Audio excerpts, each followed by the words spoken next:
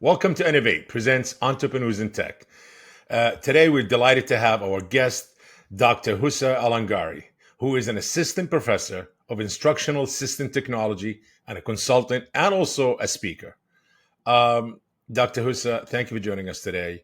Could you start by introducing yourself and providing an insight on your technology or your tech experience and background? Absolutely. Thank you, Bob. My My name is pleasure. Husa Alangari. I'm an assistant professor of instructional systems technology and also an EdSafe 2024 Women in AI Fellow. I have over 20 years of experience in education, spanning, through Ministry of Education, Higher Education, Center for Educational Evaluation and Policy at Indiana University, through the healthcare, National E-Learning Center, and so far and so forth.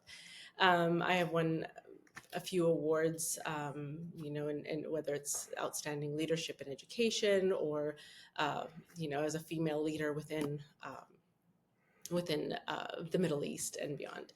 Um, I currently work on, besides teaching and consulting, I'm also conducting a lot of research within instructional design and, artificial intelligence in education. I'm working on some projects, professional development projects, specifically reskilling and upskilling, micro-credentialing, and innovative pedagogies and practices within teaching and learning in general.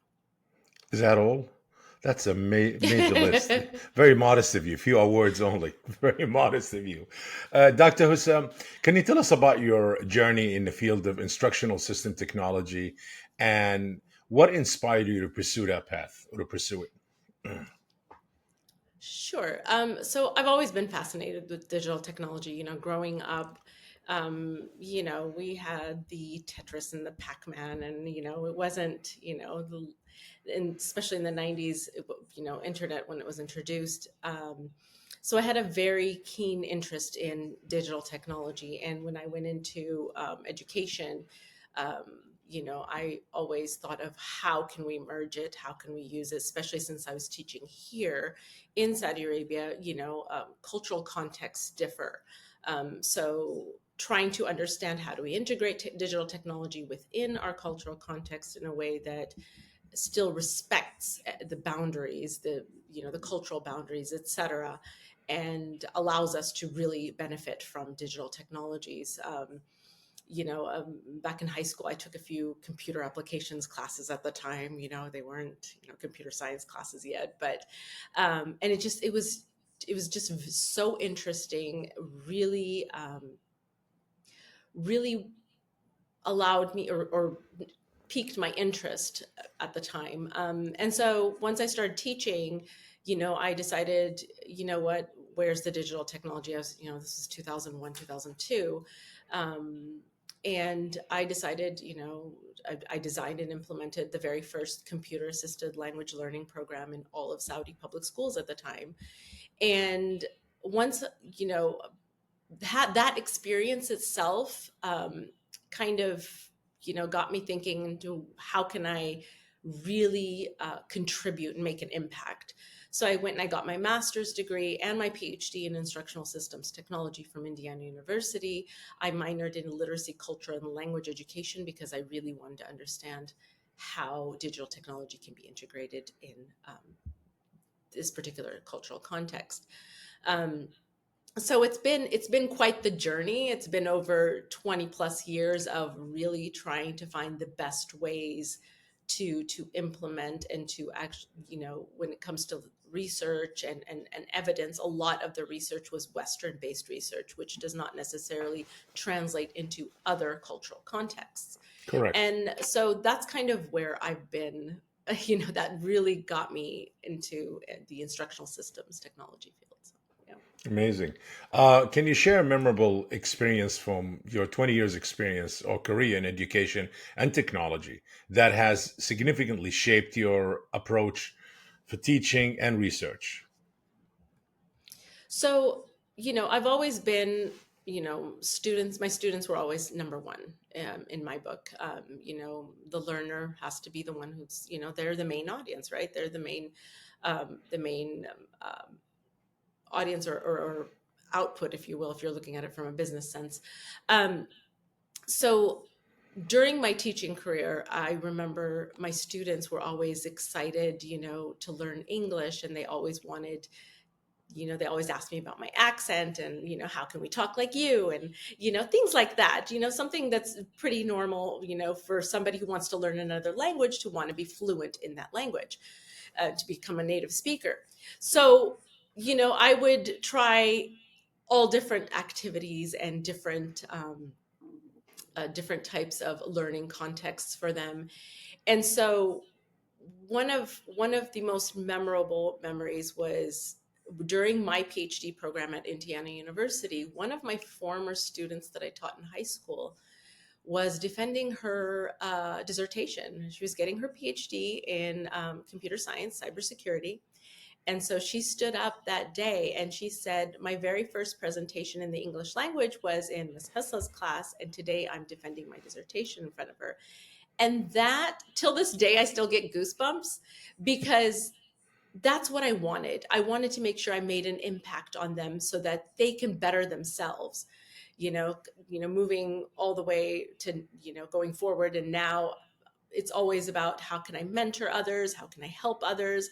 It's like it takes a village. So that's kind of one of the main drivers, if you will. It was my students and how Hmm. excited they were, and how they were like sponges. And these were Hmm. young women who were very, very intelligent, had a lot of potential. And I wanted to be a part of that. I wanted to help kind of push them and propel them forward. What an impact! What an impact, Dr. Hussa. Um, you both know Saudi Arabia. I wouldn't say one of probably the leading in AI, in research and transforming and all of that. How do you see AI, or artificial intelligence, transforming education in Saudi Arabia and globally? Mhm. Well, you know, first of all, the integration of artificial intelligence within education and business and all of it is part of Saudi Arabia's Vision 2030. And Saudi Arabia's Vision 2030 is very ambitious, and Extremely. and it aims to diversify the economy and develop a knowledge-based society. And part of it is reforming the educational reform that we're going through right now, and modernizing the educational system, Hmm. preparing students for the future job markets. And so we have a lot of these amazing initiatives going on with the National E-Learning Center, the Ministry of Education, the universities have their own initiatives, the King Abdullah University for Science and Technology. So everybody's trying to, hand in hand, trying to make this, uh, try to make the impact, and try to also balance the use of technology and the future of education, and at the same time still keeping within, not losing our identity, if you will. So currently, for instance, AI is being used to personalize learning paths. We have a lot of institutions using Coursera and Khan Academy and edX, et cetera. They're, you know the content is being adapted for individual student needs, improved engagement, and so on and so forth. Part of it is increasing efficiency in administrative work. For instance, as faculty, we have a lot of work that's not teaching and research. So sometimes we kind of want to streamline these processes for grading, for attendance, et cetera. So we have, platforms like Blackboard and Canvas and Microsoft Teams.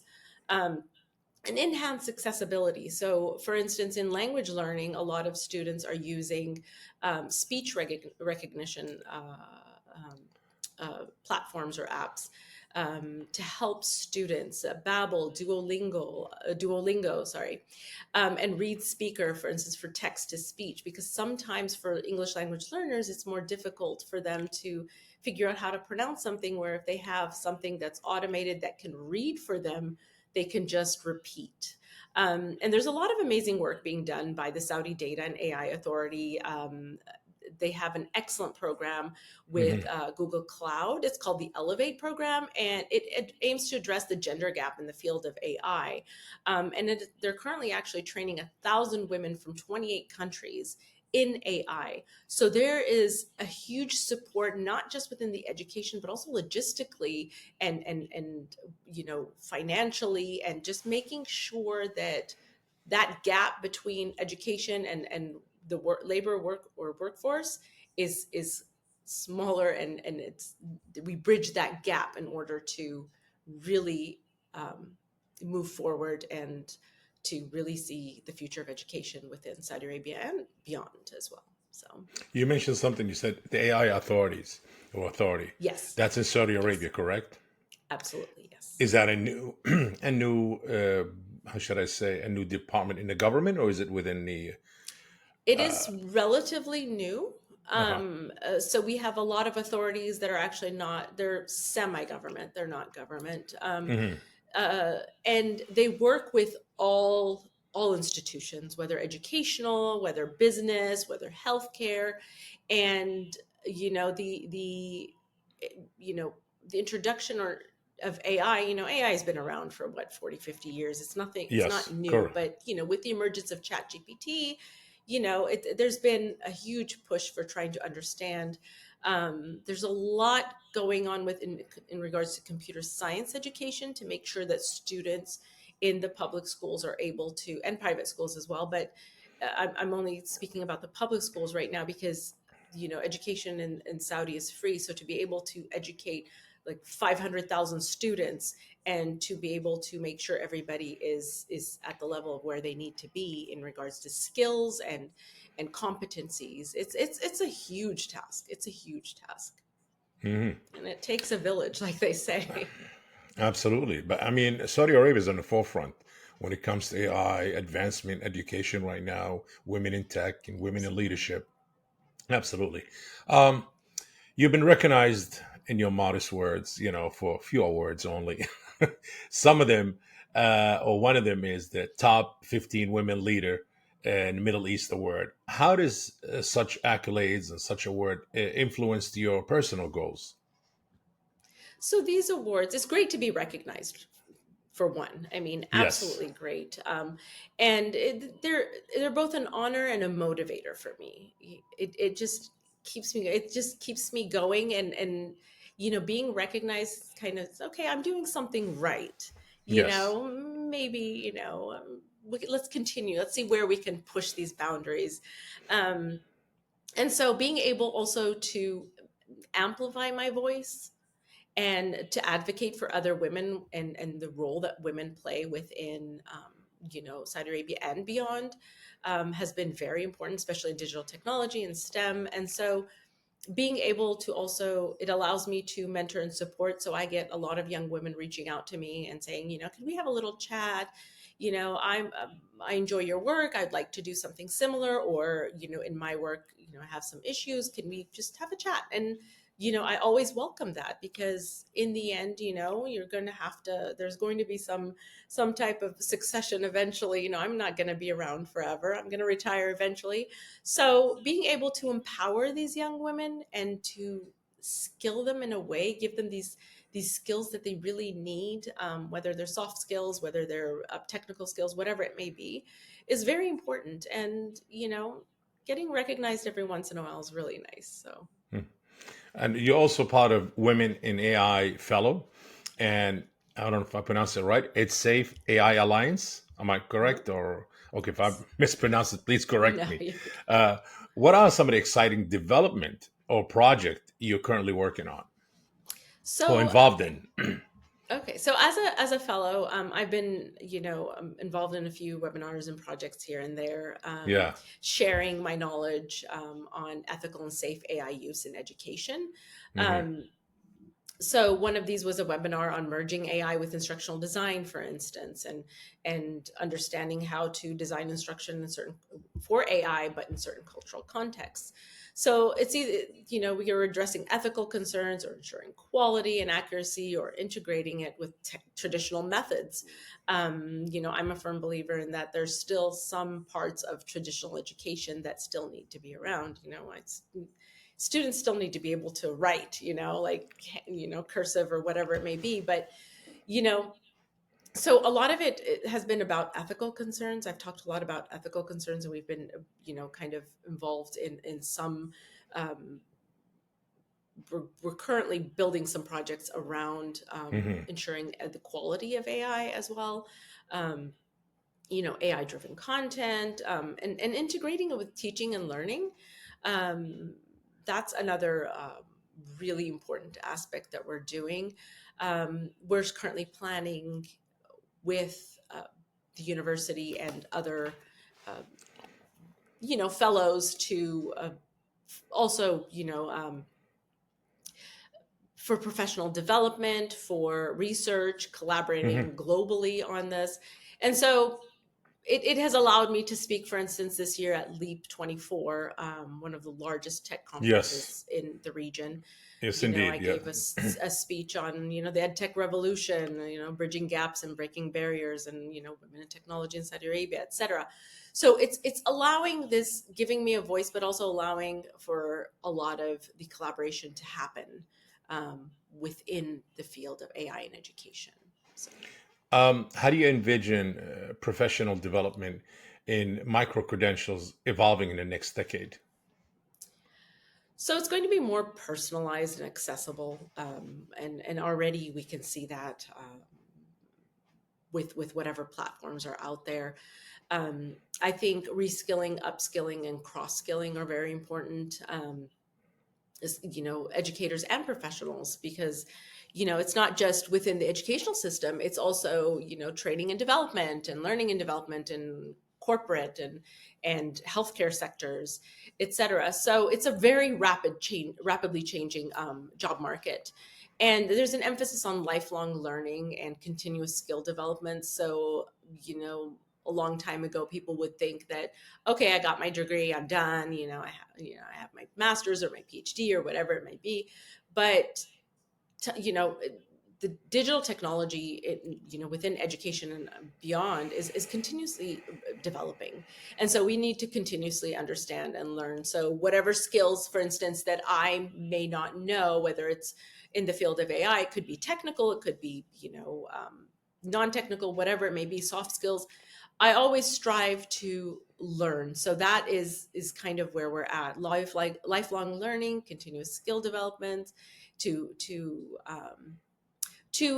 align again with Vision 2030.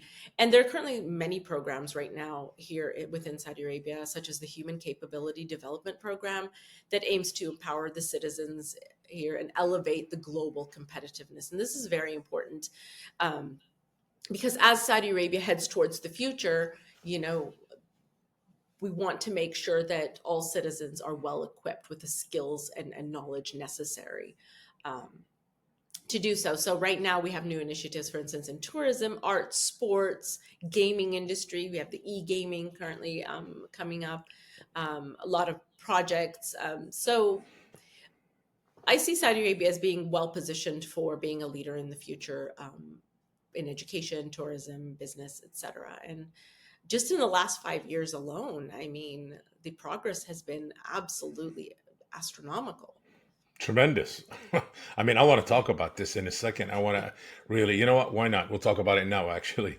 How excited are you about Vision 2030? And it's been the talk of the world. It's actually not just beside the trending, the word other people to start using it, Vision 2030. Yes. And how excited are you? And what involved, how should I say, what part are you involved in Vision 2030? So, Vision 2030 is highly ambitious. I mean, there are people that have doubted, being able to go from, Saudi Arabia the way it was 5, 10 years ago to where it is now. And honestly, just I've been here for about 4.5 years since I graduated and came back. And the progress that I've seen is absolutely amazing. I never envisioned it so to happen so quickly. So Um, rapidly. Yep. so rapidly, and also the fact that it's older people and younger people and our youth are really taking part of this, taking part in it and being skilled. They're being provided workshops and courses and any type of skilling and education and whatever's necessary that needs to be done, it's being provided.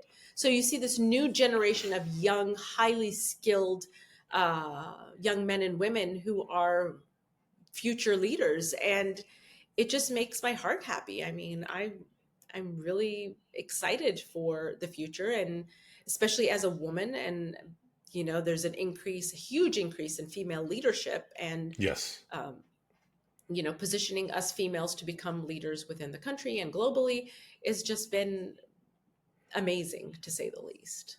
Can't wait. Really exciting. Dr. Husa, let's talk about in today's rapidly changing job market. There's a couple of important factors. One of them is two important factors, I would say, rescaling and upscaling. How did that work in today's rapidly changing job market again? Sure. So reskilling involves learning new skills to transition to a different role or industry. So, for instance, this is happening a lot in the United States as well. Is a teacher wants to transition out of education to become an instructional designer, right? So she'll take, or he or she will take certification courses. They will take workshops and engage in professional development and mentorship to better understand the instructional design field. And this way, they've acquired these new skills and in demand skills, and that opens up the opportunities for career growth in a different educational or rapidly evolving educational landscape. And as for upskilling, it is enhancing their current skill to stay competitive in the same field. So, an example would be if a faculty member teaching a digital technology integration would like to better understand how to integrate AI in his or her coursework. Then they will take a few courses here and there on AI, or maybe a professional development workshop, etc., or maybe even a computer science course. And then that way they will be able to better understand how to integrate in newer digital technologies or newer fields.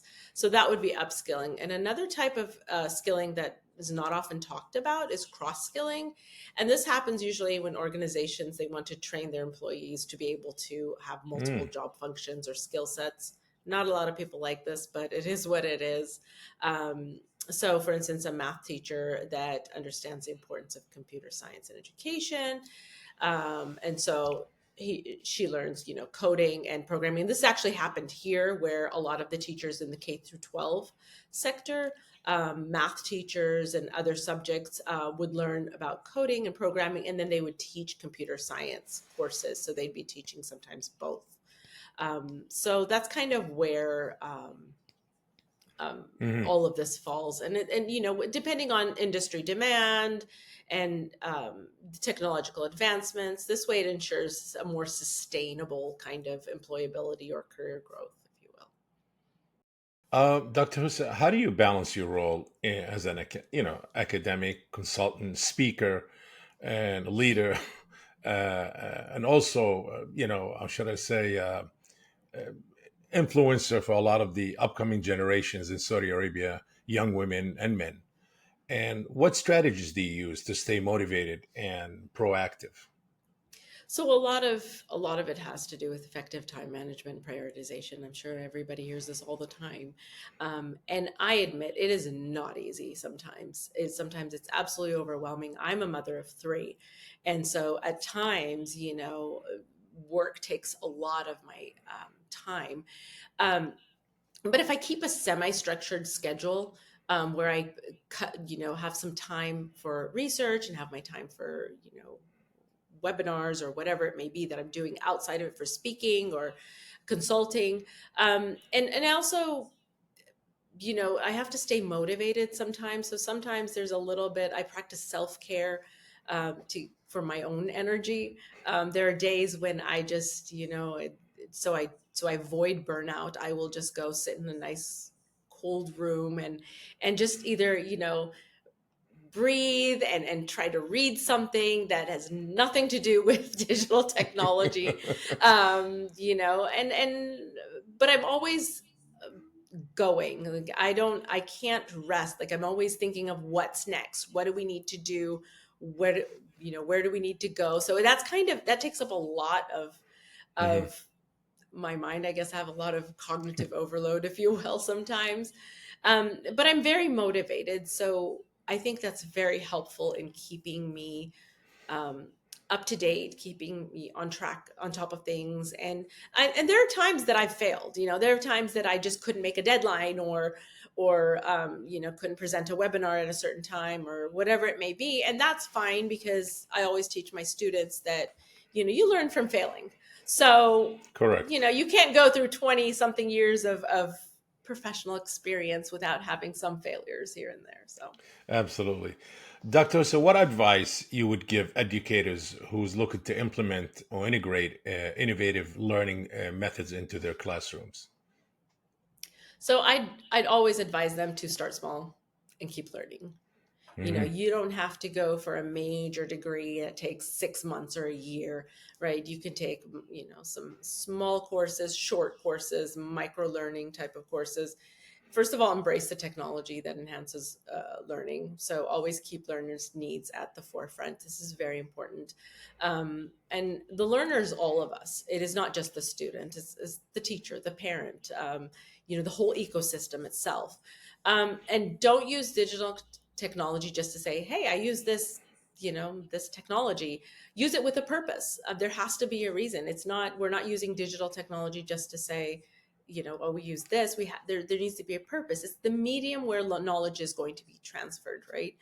It could make it easier, etc. Yes. Understand this is very important. The next part is understand instructional design, understand your learning theories, pedagogies, and educational psychology. You don't have to take a 2-year course, or like I said, 1-year course, whatever.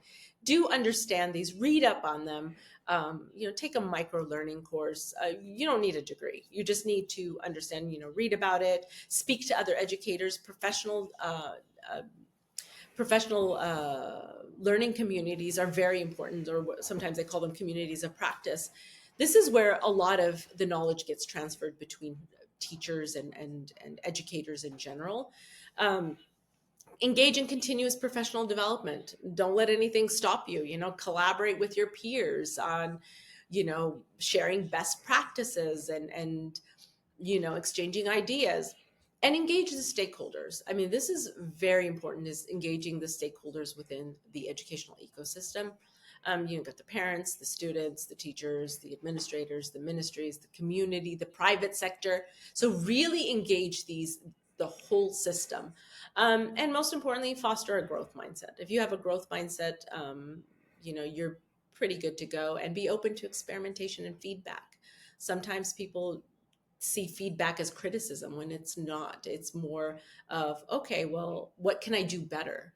And so that's kind of, it's a lot. They don't have to take all of it, but I think that a combination of a few of these would be great for educators.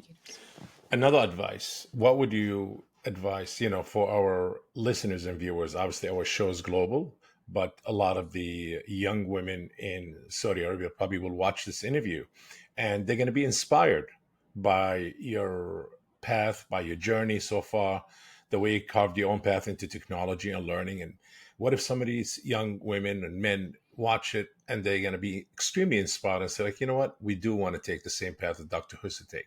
Any particular advice for them to look for, to do do's and don'ts in life, to kind of go on the right path in life and follow your footsteps? So, one of the things, first of all, you need to understand yourself, and you need to understand why you're doing something. What is it? Because you're passionate about something? Is it because, sometimes people, and this is in general across the world, sometimes they want to work in a certain field for, the salary or whatever it may be. And that's fine, to each their own. But, you know, for one, get the education necessary. It does not have to be a higher degree. It could just, it could be in many different ways. Mm-hmm. Speak to people constantly, like engaging with others and having conversations is very important. It helps them build their skills as they get older. Um, and also keeping, if you're talking about the professional sense, keep your CV up to date, your LinkedIn up to date, these things that are usually, most people will say, oh well, that's a given, we know that. Not necessarily. Sometimes youth are not really thinking about that. um, and don't be afraid to make mistakes. You will make mistakes. I mean, I've made a lot of mistakes. I grew up in the US and I came to Saudi Arabia, and I had a language barrier of sorts, and it was very difficult for me to really converse in the Arabic language. And at first I tried, and then I started shying away and not even wanting to speak in the Arabic language. And then as time went on, I just started speaking. If I make a mistake, I make a mistake. How else am I going to learn? And so with that came this newfound confidence to be able to speak in Arabic. I still Mm-hmm. have my moments, but I think the youth have a lot of resources right now that to help them get to where they need to be. And one of the most important things is collaborate locally, collaborate globally, learn from others around the world, see what other people are doing, and innovate, because you cannot stay within your field and just kind of not be able to connect with others. Correct. So, Correct. Anything to be on the lookout for, Dr. Husa? Any projects that you're working on that our viewers and listeners will go to in the upcoming months or this year or next year? so I'm currently working on a couple of innovative projects that they're under wraps for now. However, I will Okay. share more, I promise, in the near future. But it'll support education researchers and practitioners Amazing. Definitely yeah, exciting AI news. and beyond. Yes. So if somebody wants to get a hold of Dr. Husa and message or get your opinion, any particular way to get a hold of you, Dr. Husa? I'm available on LinkedIn, so they can just reach Amazing. out to me and I'll be happy to connect. You heard it at Entrepreneurs in Tech on LinkedIn. Okay, Dr. Husa, I want to say it was an extremely insightful and informative and inspirational, I would say, very inspiring interview. I want to thank you for joining us today at Innovate Presents Entrepreneurs in Tech. Be sure to follow us on social media. Until next time, keep innovating and stay curious and think out of the box. Take care. If you enjoyed today's episode, make sure to share Innovate Presents Entrepreneurs in Tech podcast. And if you're joining us on YouTube, please like this video and subscribe to the channel. Until next time.